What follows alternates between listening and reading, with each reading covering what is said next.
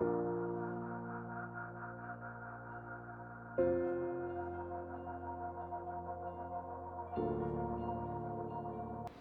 everyone, I am Dr. Suyash Bhandekar.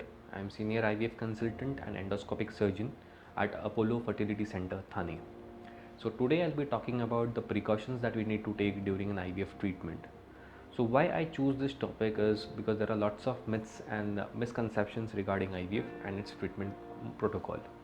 So as we all know, IVF is a well-known treatment methodology for couples who are not able to conceive. Also, we should understand the success rate of IVF is only around 40 to 60% even at the best fertility centers. So maybe a patient may require only one cycle of IVF to get pregnant, and some may require more than one or more than two cycles. So what we need to understand is there are certain precautions that we should undertake before attempting and during the IVF treatment, because there should be no room to ensure that we achieve the proper goal, that is to achieve a pregnancy. So I'll divide the precautions into three parts. One is precautions before going ahead with an IVF treatment, precautions during IVF, and precautions post embryo transfer. So coming to the first part, precautions that we need to take before IVF treatment.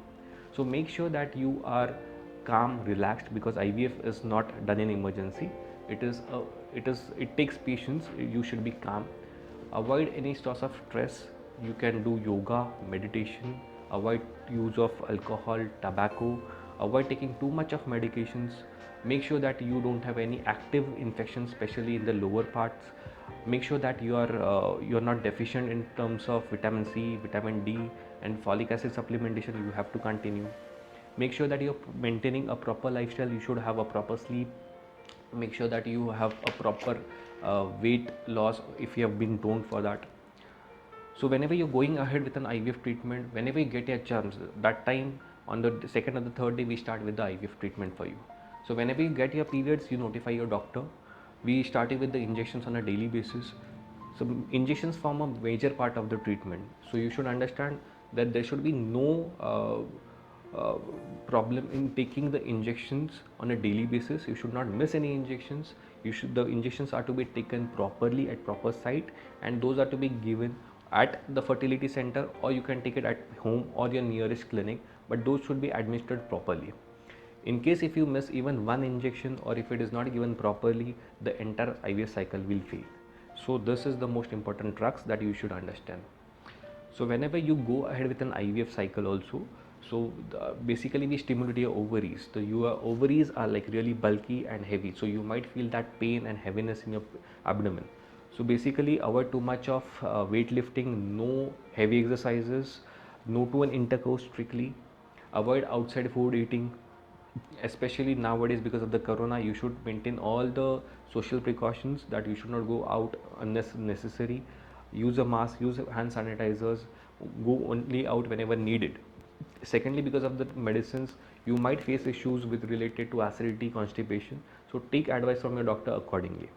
So whenever you go ahead with the embryo transfer, you should always consider yourself that this procedure has been done, but there are certain very common misconceptions that you need a complete bed rest. Yes, complete bed rest is completely no. You don't need a complete bed rest. In fact, there are studies that have proven that yes, you should keep working. You should do active walking at least, so that the blood circulation is maintained. Second most commonly asked question is what to have, what is not supposed to have in terms of food. So there are no restriction from food point of view. You can have everything, veg, non-veg, in moderation. Just avoid too much of oily, spicy food, so that you don't face any acidity or vomiting for that matter. Make sure that you are walking, you're doing some sort of exercise in terms of stretching, yoga, meditation. Maintain a positive side in terms of pregnancy, because you have done your job. Now the thing is you have to maintain that patience level. So once we have done with the embryo transfer, avoid too much of weightlifting, avoid too much of travel, and within 10-14 days we go ahead with the beta SAG, that is the blood pregnancy test. So to conclude, we all know that IVF is a boon to couples who are not able to conceive.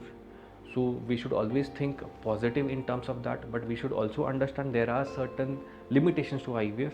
So there are precautions and that we should follow. So first of all, it's not an emergency. Make sure that you're prepared well for that. Be calm, be composed. make sure that you are organized and be positive. Stay away from negativity, stay away from internet and Google. Please do that.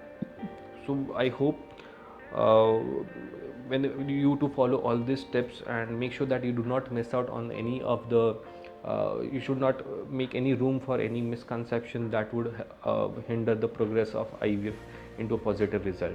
So wishing you all the best of luck. Thank you.